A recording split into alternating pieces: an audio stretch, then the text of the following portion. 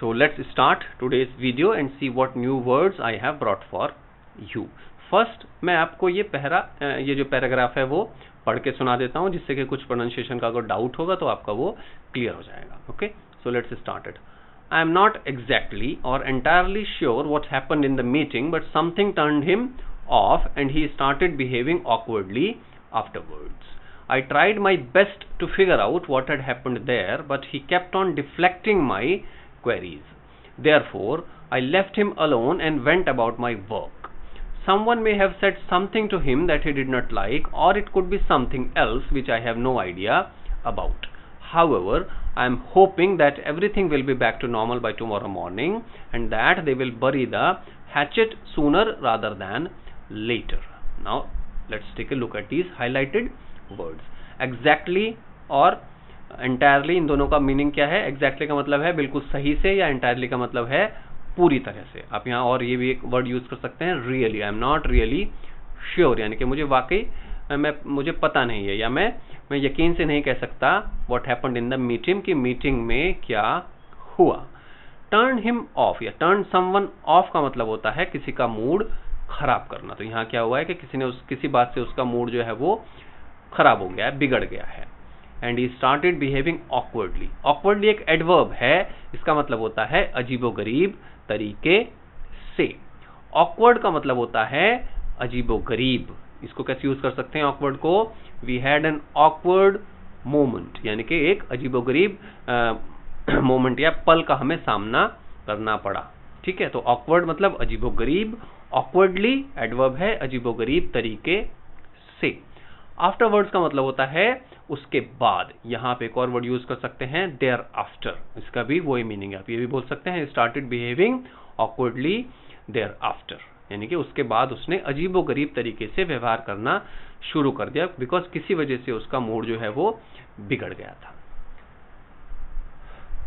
Then figure out. Figure out का मतलब होता है समझना किसी बात को या किसी बात का पता लगाना. तो मैंने बहुत कोशिश की, मेरी तरफ से अपनी पूरी कोशिश की. ट्राइड माई बेस्ट का मतलब है मैंने अपनी तरफ से पूरी कोशिश की ये पता लगाने की या समझने की कि वहां क्या हुआ था. But he kept on deflecting. Deflect करने का मतलब यहां पर है कि वो मेरी बात को टालता रहा. मैंने उससे जो भी बात पूछी, जो भी सवाल पूछे, जो क्वेरी की, उसको उसने टाल दिया. केप्ट ऑन का मतलब होता है, ये कीप ऑन का हमने पास्ट यूज किया है, तो वो कीप ऑन का मतलब होता है किसी काम को करते रहना. केप्ट ऑन का मतलब हो गया उस काम को करता रहा. किस काम को? मेरे सवालों का, या मैं जो भी उससे पूछ रहा था, बात कर रहा था, वो मेरी बात को टालता रहा. Right. Left him alone. Leave him alone का मतलब होता है किसी को अकेला छोड़ देना. ठीक है, तो यहाँ हमने फिर इसको पास्ट में यूज किया है, तो लीव का हो गया लेफ्ट. तो लीव हिम अलोन या लीव समवन अलोन का मतलब है किसी को अकेला छोड़ देना या उसके हाल पर छोड़ देना. तो यहाँ हो गया लेफ्ट हिम अलोन, मैंने उसे अकेला छोड़ दिया.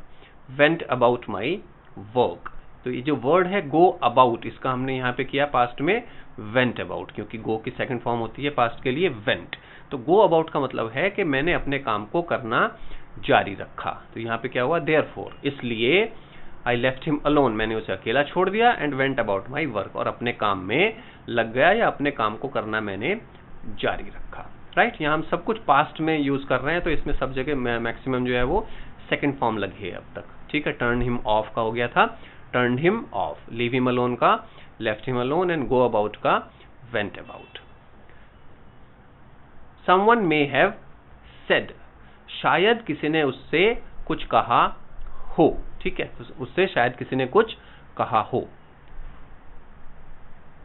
Then I have highlighted one word however. However का मतलब होता है किंतु, परंतु. इस तरह से हम इसको यूज करते हैं फॉर्मल लैंग्वेज में. हम यहाँ पे बट भी लगा सकते हैं, लेकिन भी यूज कर सकते हैं, बट यहाँ क्योंकि सिर्फ थोड़ा फॉर्मल है तो हम यूज कर रहे हैं however. Okay. However I am hoping के कल सुबह तक सब कुछ ठीक हो जाएगा, एंड दैट दे विल बरी द हैचेट. बरी द हैचेट एक ईडियम है, इसका मतलब होता है कि अपना झगड़ा या जो भी आपसे नोकझोंक हुई है किसी के साथ, उसको भुलाकर आप फिर से दोस्त बन जाएं. तो बरी द हैचेट का मतलब है झगड़ा या कोई भी आपका जो किसी से छोटी मोटी बहस हुई है उसको आप भूल जाएं और दोबारा से उससे दोस्ती कर लें. सूनर रादर दैन लेटर, ये इसका मतलब होता है बिना देर किए, या जल्दी भी हम इसको जल्दी के लिए भी यूज कर सकते हैं। ये तो यहाँ क्या मैं होप कर रहा हूँ कि कल सुबह तक सब कुछ ठीक हो जाएगा और वो अपना जल्द ही या बिना देर किए वो अपना झगड़ा भुलाकर दोबारा से दोस्त बन जाएंगे। तो एक छोटा सा रिकैप करते हैं इसमें। एग्जैक्टली सही तरीके से, एंटायरली पूरी तरह से, आप बोल सकते हैं रियली वाकई मुझे नहीं पता है।